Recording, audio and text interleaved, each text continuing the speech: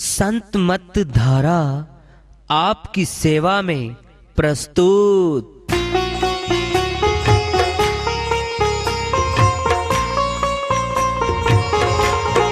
जो चाहता है प्रभु प्यारा वो आओ संत मत धारा।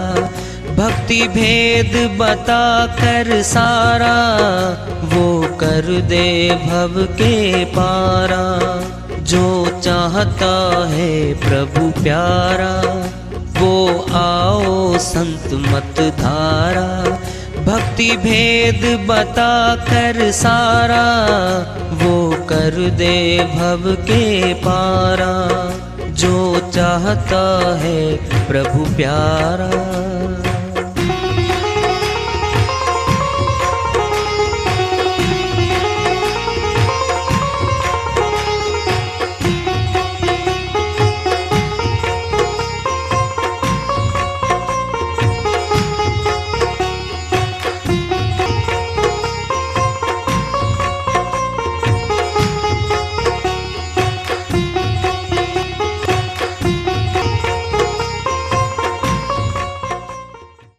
परम पूज्य सदैव स्मरणीय सदगुरु साहिब की जय हो।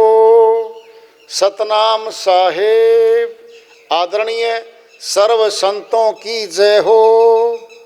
उपस्थित आदर के योग प्रभु प्रेमी एवं जिज्ञासु आत्माओं, हम सभी पूर्ण पिता परमात्मा सभी सृष्टियों के रचनहार कुल मालिक हम सब के जीवन का आधार उनकी महिमा को सुनने के लिए एकत्रित हैं।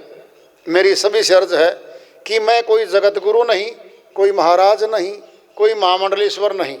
मैं केवल सभी संतों की चरणों की धूल हूँ और आपका भक्ति मार्ग में सहायक हूँ। मैं अपनी सीधी साधी टूटी फूटी भाषा में, संदूकड़ी भाषा में भक्ति भेद के गूढ़ रहस्यों को उजागर करने वाले विचार आपके समक्ष रख रहा हूँ।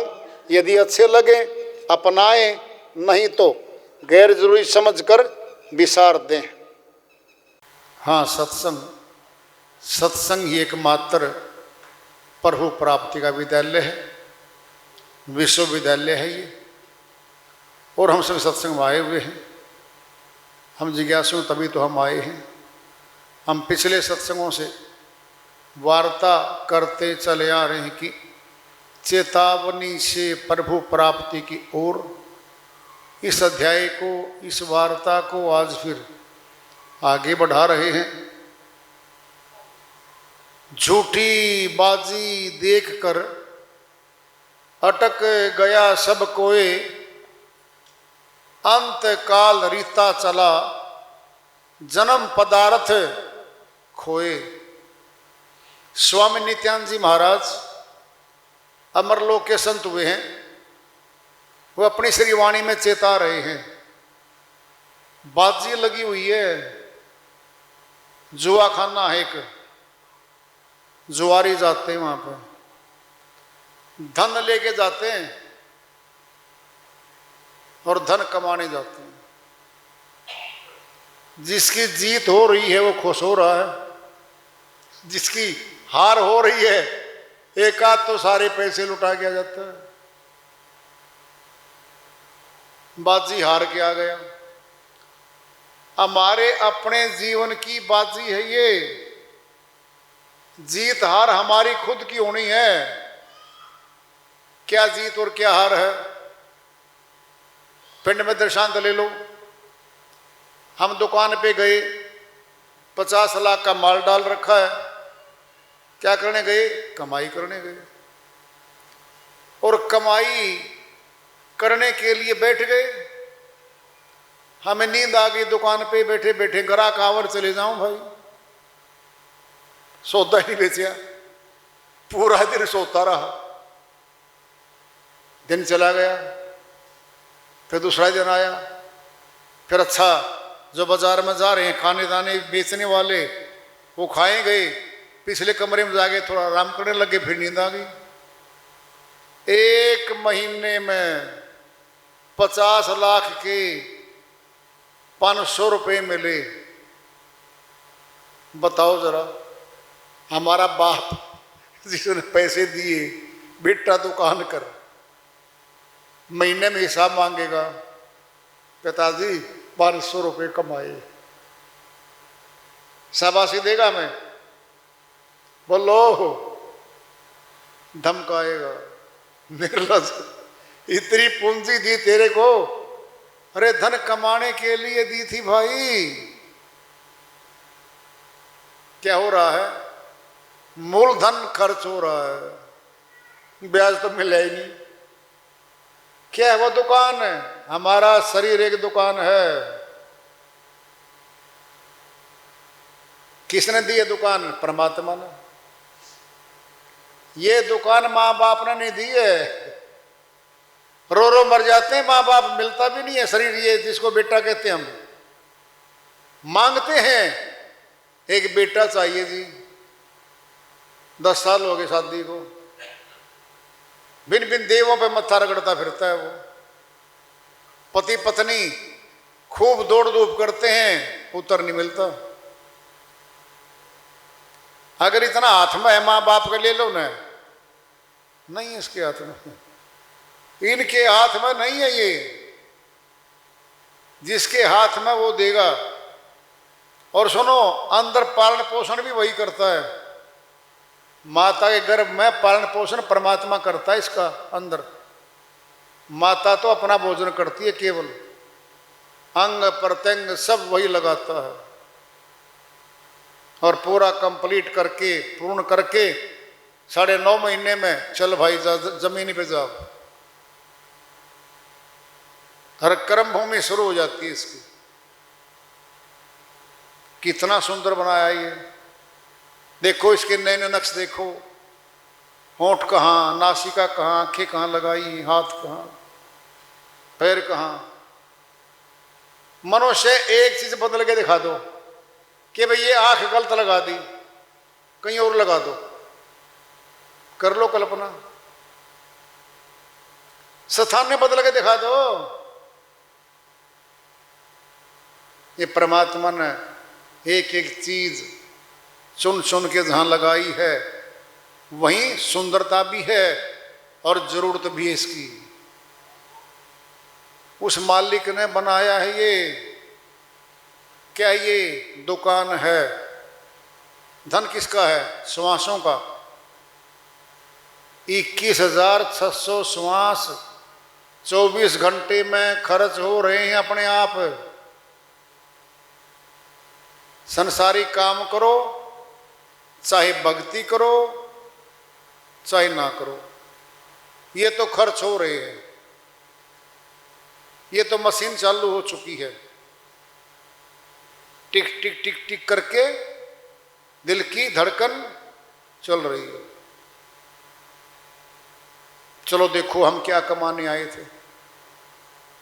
यहाँ के बाप ने 50 लाख रुपए दिए, बेटे ने कमाई नहीं करके दी तो धमका रहा है और कह दिया आगे तुझे पूंजी नहीं मिलेगी। फिर सर्व अविनाशी पिता हमारा जो सबका एक है, वो दो ही नहीं। वह पिता परमात्मा पिता तो सबका एक है, वो दो नहीं होते कभी। उसने पूंजी दी है श्वासों की। 184 में गंदे गंदे तनों में आत्मा घूम के आई है, पीड़ा में थी, ये रोती थी वहां पे। हे मालिक एक बार ये तन दे दो। दे दिया। क्यों मांगा था? केवल भक्ति के लिए। कहीं लिखा हुआ नहीं था कि तू शादी करेगा, गृहस्थी बसाएगा, तू लाइन लगावेगा, यहां पर बड़े बड़े कुंबे बनाएगा। किसने कहा था? कहीं लिखा था? 5 चोरों का अधीन फंसा ये तो अपने आप फंसा, अपने आप फंस के अब कह रहा मैं क्या करूं जी, मैं तो फंस गया जी गृहस्थी में। क्यों भाई? आकाशवाणी हुई थी कहीं से? खुद उठा है तू? 25 साल उम्र, शादी, सेहरा बांध देता है मस्तक पे कि मैं गृहस्थी का बोझा उठाऊंगा।